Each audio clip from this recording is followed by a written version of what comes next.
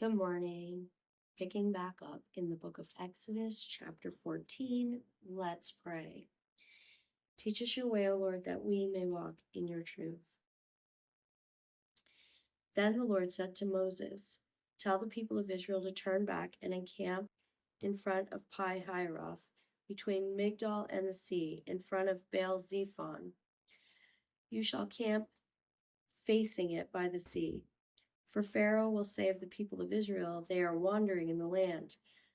The wilderness has shut them in. And I will harden Pharaoh's heart, and he will pursue them, and I will get glory over Pharaoh and all his hosts. And the Egyptians shall know that I am the Lord." And they did so. When the king of Egypt was told that the people had fled, the mind of Pharaoh and his servants was changed toward the people, and they said, "What is this we have done, that we have let Israel go from serving us?" So he made ready his chariot and took his army with him, and took 600 chosen chariots and all the other chariots of Egypt, with officers over all of them. And the Lord hardened the heart of Pharaoh, king of Egypt, and he pursued the people of Israel, while the people of Israel were going out defiantly. The Egyptians pursued them, all Pharaoh's horses and chariots, and his horsemen and his army, and overtook them, encamped at the sea by Pi-hahiroth, in front of Baal-zephon.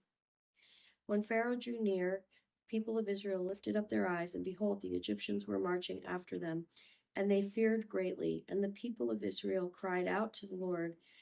They said to Moses, "Is it because there are no graves in Egypt that you have taken us away to die in the wilderness?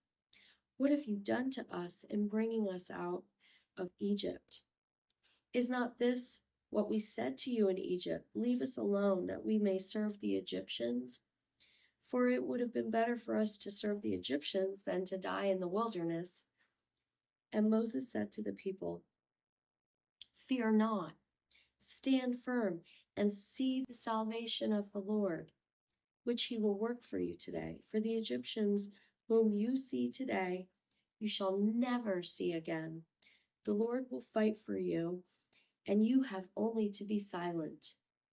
The Lord said to Moses, "Why do you cry to me? Tell the people of Israel to go forward. Lift up your staff and stretch out your hand over the sea and divide it, that the people of Israel may go through the sea on dry ground. And I will harden the hearts of the Egyptians, so that they shall go in after them, and I will get glory over Pharaoh and all his host, his chariots, and his horsemen.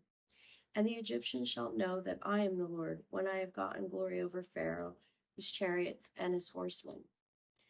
Then the angel of God, who was going before the host of Israel, moved and went behind them, and the pillar of cloud moved from before them and stood behind them, coming between the host of Egypt and the host of Israel.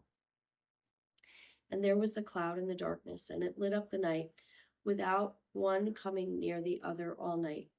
Then Moses stretched out his hand over the sea, and the Lord drove the sea back by a strong east wind all night, and made the sea dry land, and the waters were divided.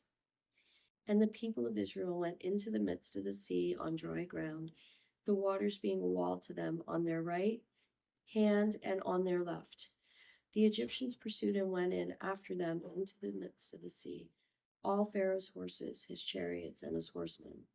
And in the morning watched the Lord in the pillar of fire and of cloud, looked down on the Egyptian forces and threw the Egyptian forces into a panic, clogging their chariots' wheels, so that they drove heavily. And the Egyptians said, "Let us flee from before Israel, for the Lord fights for them against the Egyptians." Then the Lord said to Moses, "Stretch out your hand over the sea, that the water may come back upon the Egyptians, upon their chariots, and upon their horsemen." So Moses stretched out his hand over the sea, and the sea returned to its normal course when the morning appeared. And as the Egyptians fled into it, the Lord threw the Egyptians into the midst of the sea.